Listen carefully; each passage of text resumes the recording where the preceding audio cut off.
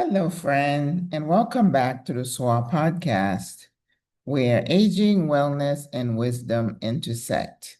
I am your host, Maggie Lazar, and I am delighted you are here with me today. Well, wellness is the topic today. And, we have had so much research and information shared with all of us about how important it is to take care of ourselves, not just for well-being, but for longevity, right? But as all that progress has been made, and I'm thinking specifically in terms of cardiovascular disease.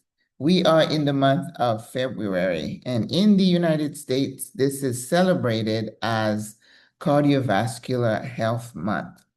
But if you look at the stats, it is so disheartening that in the 21st century, regardless, despite of all the efforts, the funding, the money, the research that has been done on the subject of heart disease, diseases of the blood, of the heart and blood vessels, strokes, management, prevention, heart attack, management, prevention, that until today, cardiovascular disease is still the #1 killer of humans all over the globe.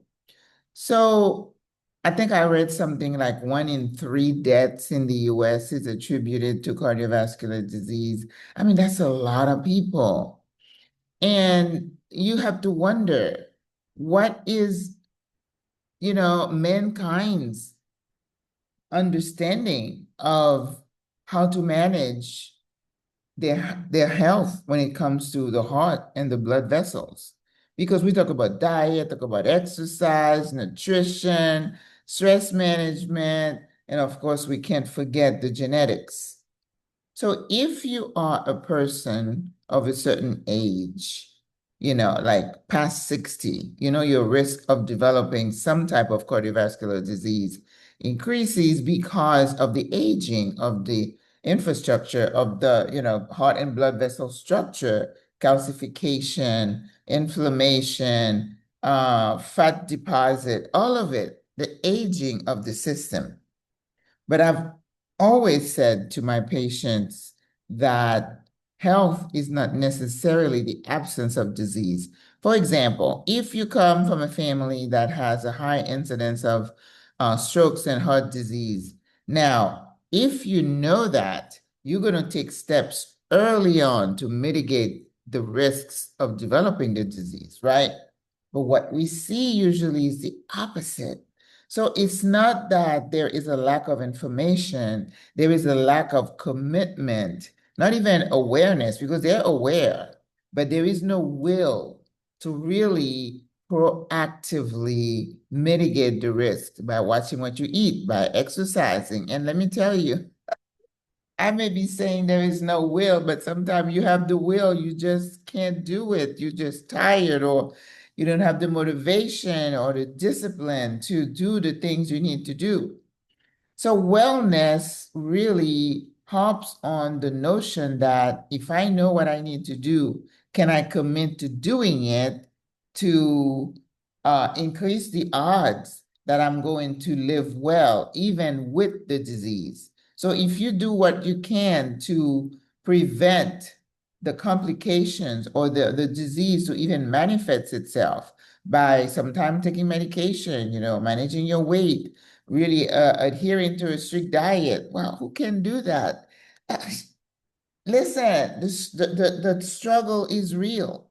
So when you think of wellness, so I'm not saying this to guilt trip you, because I know personally how difficult it is to stick to a meal plan. I hate the word diet, a meal plan, an exercise program. I'm sticking to my exercise because I have to show up every Monday, Wednesday, Friday to work out with my ladies. The other days, not so much.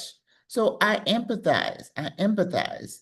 So I am committed to wellness. I may not do everything right every day, but generally I eat the things I'm supposed to eat. I still cheat.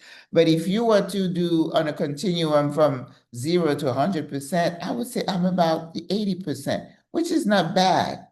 And I think that's why I probably was blessed with some good genes. But at 67, I really haven't been sick. So I give God the glory that I am committed to a healthy lifestyle. So today I want you to focus on the will, the willingness to do the things you need to do to promote your well-being, because it is really up to you. The doctor can tell you what to do, but if you don't have the will to do it yourself, it's a losing proposition. It is a losing proposition.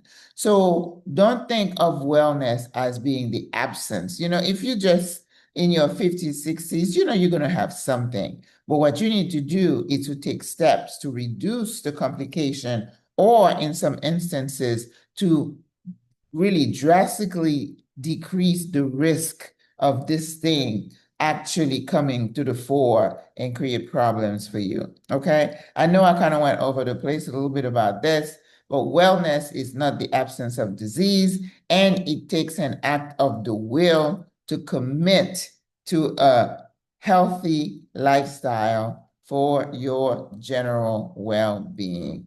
All right. So go out there and do the things you know to do. You know what to do. Nobody needs to tell you what you need to do. All right. So go be a good human. Speak positivity into somebody today. Encourage someone to do the things they need to do, and you do the same. All right. So I'll see you tomorrow. God loves you, and I love you. Au revoir. À la prochaine. Bye.